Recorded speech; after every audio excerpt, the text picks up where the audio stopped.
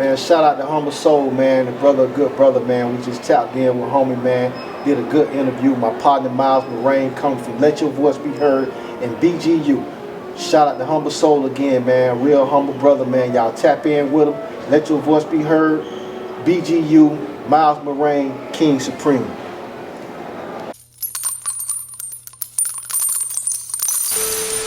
AHumbleSoul, man. We took a brief intermission. We got another brother on the platform. Go ahead and introduce yourself, dog. Yeah, man, I'm Miles, straight out of Orlando. You know, me and King been locked in for a minute doing this activism stuff, man. So talk a little bit about just you, bro, like coming up. What section of the city are you coming from? Yeah, I'm out of West Side, too. You know, I was actually born in New York, but I moved down to Florida when I was about 7. I've been on Parramore most of my life, you know, raised Parramore, went there from elementary to high school, you know, and basically since I've been growing, I've been all over the whole city, you know, whether it was in the streets or doing stuff for the community, both ends of the spectrum, basically. I've been on both sides of it, but pretty much West Side, Parramore area, but you know, we from everywhere in the city, honestly, everywhere in the state nowadays, and trying to be everywhere all over the country soon. Okay, nah, man, before we jump into all of that, so you said, so from the East Coast to the South, so like what part of New York? Yeah, I was, my people, they from Bronx, you know, they was born in the Bronx, and my mom, she probably moved down here when I was about 7 years old, right before I turned 8. I came down here, been down here since pretty much at that age. I was going into the 2nd or 3rd grade, I believe, and then been down here for elementary, middle school, high school, Parramore. You know, that's one of the most historic black neighborhoods in Orlando. We used to be one of the biggest black neighborhoods till it got gentrified, but you know, that's the story around the whole country right now. Man, for sure, man. So I was going to ask you about that too, because you mentioned Parramore. I'm not from Florida. I'm not familiar with Orlando like that. So the significance of Parramore in particular, you said that used to be or it is still the biggest black it's still one of the biggest black neighborhoods in the city, but it was one of the most historic, and it was way bigger, you know, population-wise, and it got tore down, all the different changes. You know, it used to be straight black businesses and straight black neighborhoods, and now you see arenas, you see different corporations taking over it. You know, Orlando got Eatonville, not too far from it. That's the first black incorporated town in the whole country. And people don't even know the history of that. And they don't even tap into Eatonville because it's been so gentrified and forgotten. You said the first black incorporated. The first black in the whole country after slavery was abolished was in Eatonville, Florida, about 15 minutes from here. That's crazy, man. I never knew that, man. So you learn something new every day, man. So, yeah, it's some history. So taking it back, so pretty much you've been in Orlando coming up, like you became a man here. Like at what age did you start making an impact and doing outreach and getting into the community? How did that whole process come about? I mean, it really came from like struggles, you know, growing up. I grew up in Parramore, the story of a lot of kids growing up in Parramore. I got into the streets, you know, I sold dope, got arrested at a young age. I had a juvenile record, I had an adult record too, felony conviction, and really it was through me doing music, me doing outreach, like actually doing promotion. And I was doing stuff on the other side of the spectrum. And then one of my homeboys, he was around the time that Obama became president, started My Brother's Keeper. And that was around the whole country. One of my homeboys, one of the first ones to start it in Orlando. He was actually inspiration to me. His name was Gino Nicholas, and he actually was one of the people doing the work in Parramore where we from. Growing up, he was the kid that like, anytime we did something bad, he was the one that was above, like rose above everybody and was like, hey, I ain't doing that, man. I'm chilling. I'm going to stay positive. He ended up starting the MBK chapter here, but he was actually a victim along with another lady. Well, it was 9 people who got shot. Him and another lady got killed in a drive-by here in Parramore.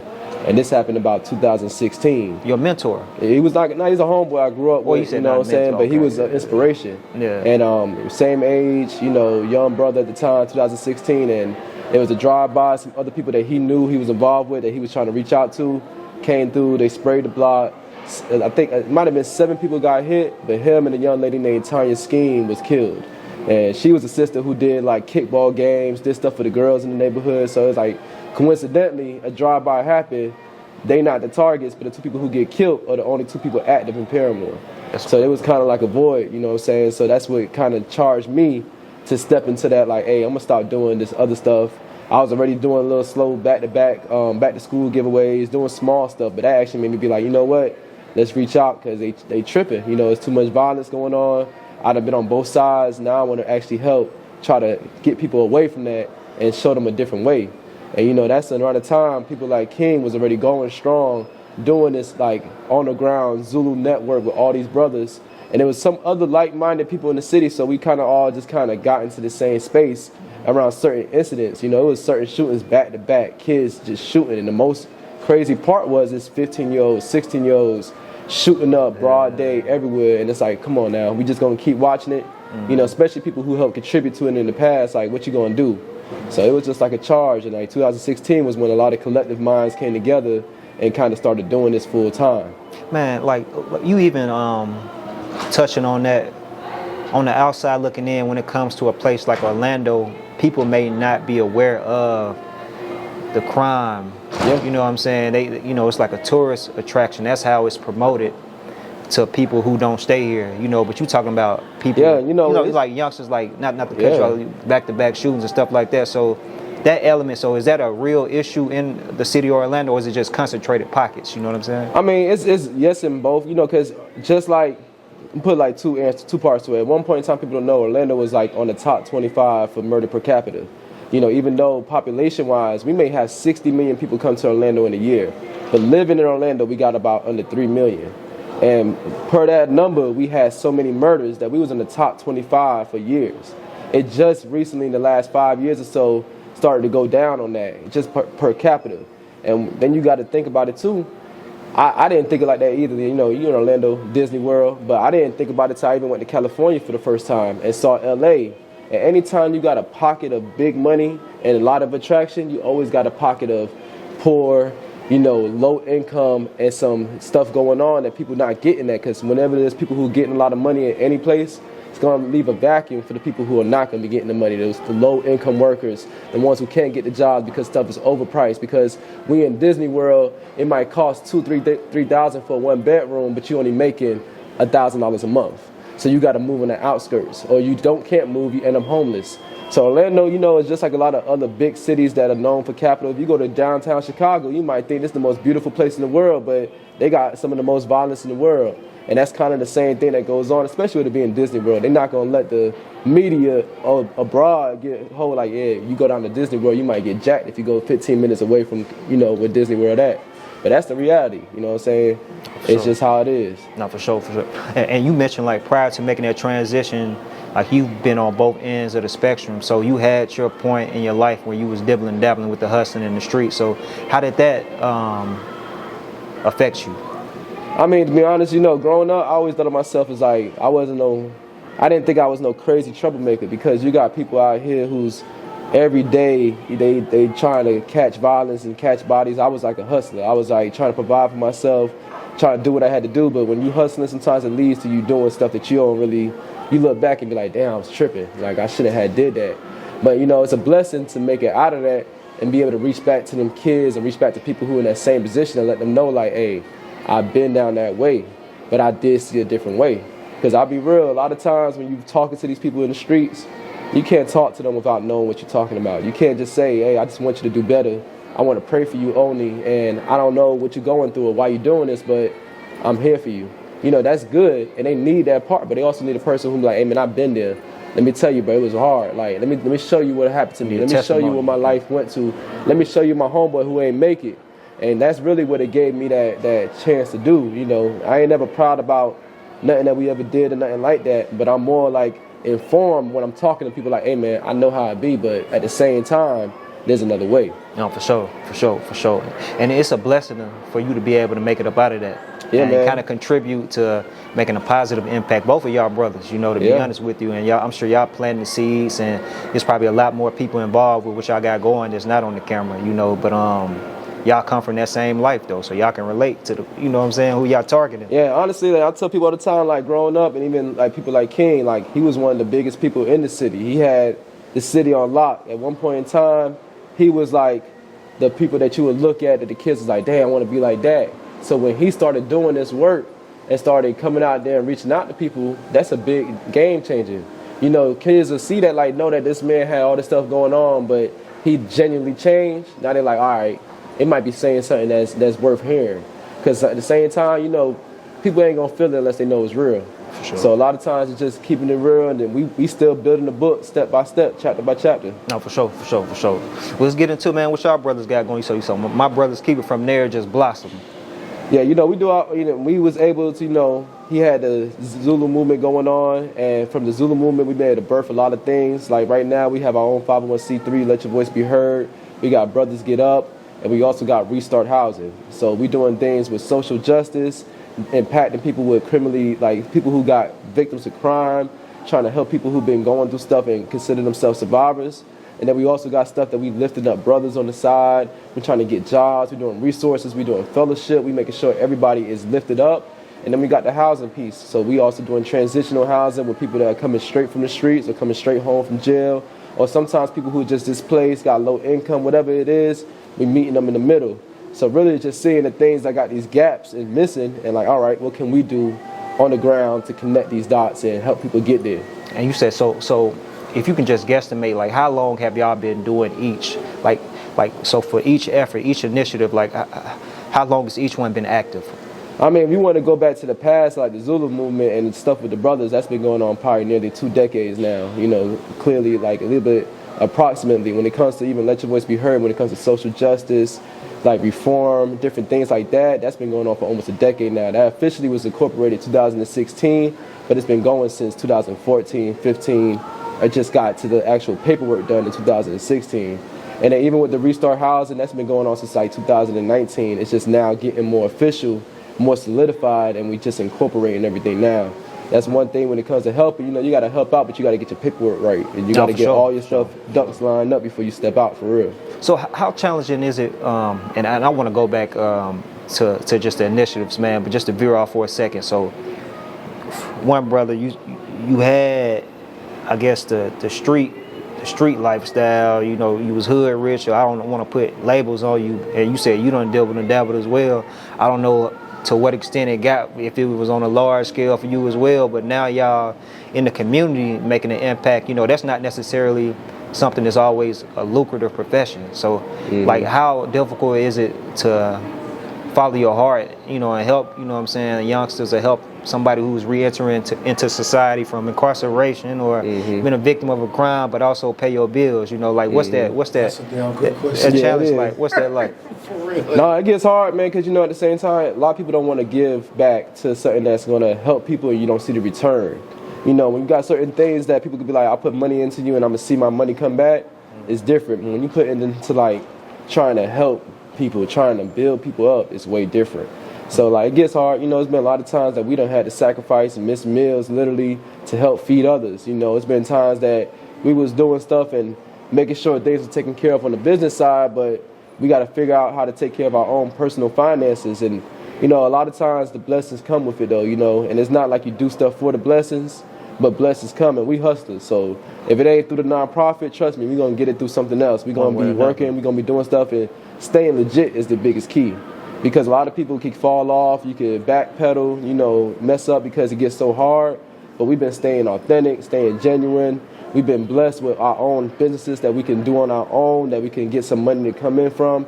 So sometimes if we ain't making money off the nonprofit, we're going to be doing other businesses and other stuff and providing other resources and services that might have some return. But for the most part, 90% of what we do is giving back. We just found a way to do stuff that might have some kind of income if we can find it in the future, but we don't never step like that, we step out on faith, like we got to get it. No, I was just curious because just on the outside looking in, both of y'all look clean, like you got the chains on, the dread. Yeah, man. I'm saying he clean, so it don't look like y'all missing no meals. Yeah, but that's old money right there, man. That's old money right there. That good? Yeah, man. It's been a lot of struggles, but trust me, But and one thing about it is it's blessing that we still here, like you said. We recently, as of last year, linked up with the reform movement, and if people ain't familiar, that's the movement that was founded after Meek Mill was improperly incarcerated up there in Philly when the judge got into him for doing them willies in the street. And then wanted to take him to jail. So at that time, Jay-Z and Mike Rubin linked up and started a movement for him, pushing for reform, getting petitions signed. And then they said, let's start a whole nonprofit. So they formed that nonprofit at that time, and we've been able to connect with them, start sharing movements with them, and then even go up to New York and start connecting with their storytelling. So, you know, right now, the recent thing with them was they just named Wallow the chief messaging officer. Wallow? So, yeah, Wallow. $1 million worth of game, yeah, Wallow. $1 million worth of game, him from Gilly the Kid, Wallow. He's actually a big part of reform. He's been with them from the start. So he just became their chief messaging officer, and he's in charge of all their communications. And we're just trying to, you know, bridge the gap down here in Florida, because a lot of times people don't know, back in 2017, we got Amendment 4 passed here. And Amendment 4, 2019 actually, my years be blurred. But Amendment 4 down here gave back voting rights to people who had felony convictions. Me and bro both got felony convictions, and there's a lot of people just like that got felony convictions that you can't vote unless you get your rights given back to you by a judge, and they're not going to do that 9 times out of 10. So movements like that was real crucial, because we ain't talking about just the president, you know, we talking about the local judges, your local sheriff, the same one that you might have known back in the 90s, killed somebody, he running for office now, but you can't vote because you got a felony conviction. So it's certain things like that we started tapping into, because it's like, it's important. And really, when it comes to the political side, you know, we don't get into all that presidential politics and all that stuff, because that'd be a 3-hour interview, you feel me? But when it comes down to our local city, our local stuff that's going on, that's the thing we tell people, hey man, get in touch with, because that stuff matters. Who your sheriff is, who your DA is, who your judge is, that's going to affect your people and everybody in your whole neighborhood. Man, even putting that piece out there, when it comes to black people or just minorities, it's like, it's the certain perspective where people feel like voting, like me casting a vote, is not really going to make an impact. But you touching on, okay, yeah, locally. Local, man. No, but that's what I was going to say. So yeah. For you, you know, you're a young black brother, man, you got your feet on the ground. You done been in both worlds. Like, do you really feel like it makes a difference for you to vote locally? I mean, I was one of the people, like, back when Obama was running, you know, I could probably care a little bit less. You know, that was my first time actually paying attention. Like, okay, Obama ran. Okay, maybe I need to pay attention. But I didn't think so until I got a little bit older and started dealing with it, and I saw a commissioner in my neighborhood get elected by 900 votes. And I'm thinking, like, damn, 900 votes? And it's the wrong person to get into office? We probably could have got 900 people to vote for the right person if we had reached out. And I started to see that, yeah, them local elections are way different than those presidential elections, all that other stuff. So I just tell anybody, man, if you in the city, pay attention. Like, even if you're not voting, show up to the meetings, show up to what's going on, because a lot of times the reason why we don't get opportunities is because we're not in those rooms. And then we talk about how stuff ain't made for us when we're not in the room, you know, fighting for us. So it got to get somewhere. You got to meet halfway. No, that's real. That's 100, bro. Not to hold you too much longer, I do want to ask you this, man. So you touched on like the reform piece. You also said that y'all have a hand in assisting people who have been victims of crimes. Have y'all both personally experienced any type of police brutality or just some type of wrongdoing, you know, coming up? Yeah, man. Or anything you want to... Oh, I'm just curious, because is that what y'all help people who've been victims of stuff like that too? And then, you know, a lot of times growing up, like in the hood, you might not realize it's police brutality. You know what I'm saying? Like, you might, for me personally, I ain't realize when I was a kid doing nothing wrong, the police hop out with the Duke boys, hop out the van, throw me on the ground, put my face in the glass, putting their knees on my neck. I'm thinking like, this is normal. This is every day. The police pulling up on you, stopping you, searching you, throwing you against the wall, making sure that you can't go nowhere, detaining you for an hour for no reason. I'm thinking, well, that's the law. I can't do nothing about that. You know, a lot of times even getting arrested, you getting pulled over, no reason to search you, no reason to stop you, no reason to do anything. They using outdated laws to try to get you. So a lot of times, man, I've been a victim of stuff, you know, and thankfully, you know, me personally, I haven't been beat senselessly by no cop, but I've seen it. You know, I've seen cops run after people with K9s and let the dogs rip the hair out their people's heads. I've seen people get beat with multiple cops getting tased and they not resisting. So I've seen it day in and day out, and you might not think it's real, or you might not think it's a problem, because if you don't know no better, you're going to allow the same stuff to happen. But yeah, it gets deep, man, and, you know, bro got stories that it's just, when you thinking that you in the streets and you thinking you in a certain neighborhood, you might not think you got rights. You might not think that you can't tell nobody this police did something dirty to me because you was out past a certain time and they might look at you sideways. Oh, for sure. So it's a lot. It's deep. No, it is deep, bro. And it's dope to hear that y'all got a hand in like helping make an impact or, be a support system for somebody who may be experiencing that and they may not know their rights though. So y'all Yeah, for real. educating them and all of that, you know, Yeah. not just supporting them or lending a helping hand, but it seems like it's kind of a slippery slope too, because I'm sure a certain person would want to take a violent, you know, act with something like that. They experience some type of police brutality. They may want to do, you know, get back in a different type of way, you know. But Yeah, man. You know, we trying to work with the tools we got, but I will say, you know, we was also back in 2020 when the stuff happened with George Floyd. We was out sometimes 10,000 deep here in the city in Orlando. 10,000. Derek Chauvin, the one who killed George Floyd, he actually had a vacation home here in Orlando. What? And we showed up to his house about 2,000-3,000 deep, and then we shut it down for the whole summer. Every time he was trying to go somewhere here, we were shutting it down, and it got crazy with the police then. You know, police was tear gassing us. They was hitting us with rubber bullets. They was just stopping the road, harassing us.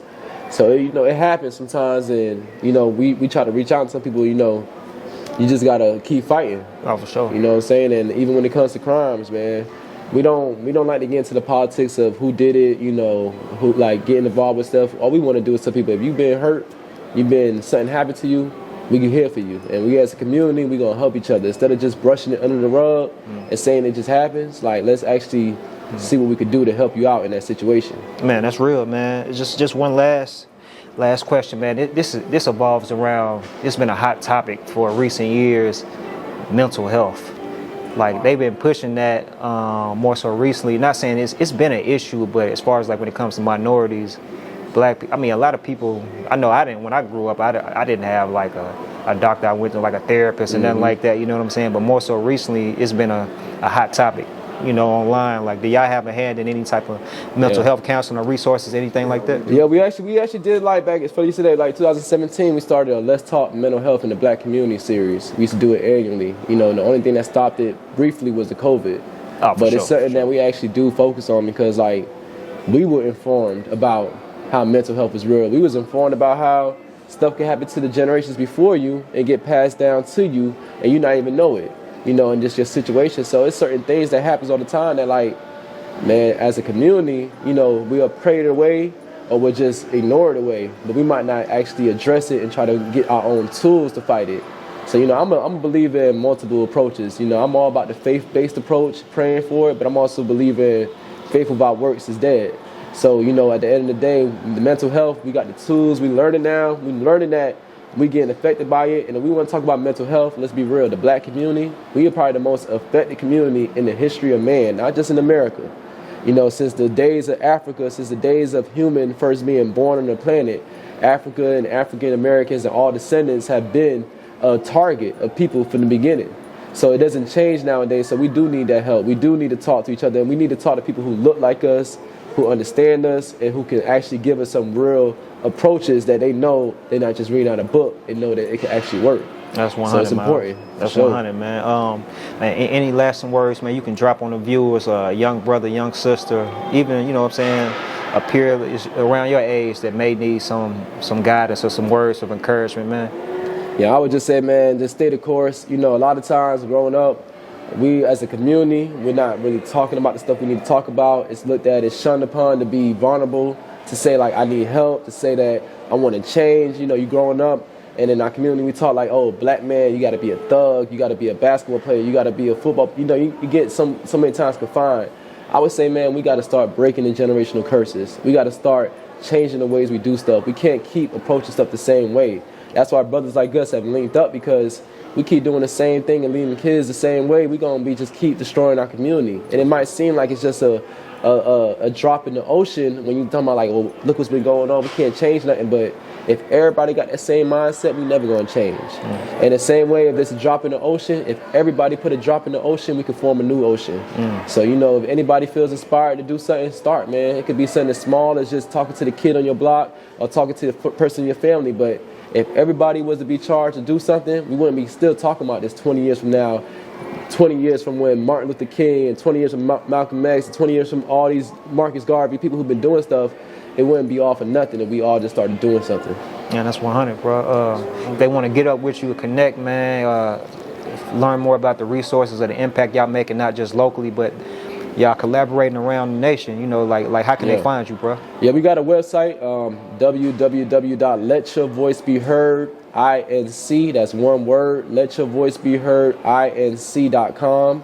And then on Facebook, Let Your Voice Be Heard Inc., Instagram, Let Your Voice Be Heard Inc., you know, and then really getting in touch with us online, you know, hitting us up on Facebook, Instagram, the website. We got different things going on, events.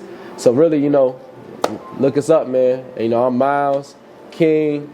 You can find me on Facebook too, you know what I'm saying? So Let Your Voice Be Heard Inc.com. That's the way to get in touch with us, and we keep everything updated there. That's 100, man. I appreciate you chopping up with a humble soul, dog. No, I appreciate you, man. Appreciate you coming out here and, you know, blessing us with the camera, man.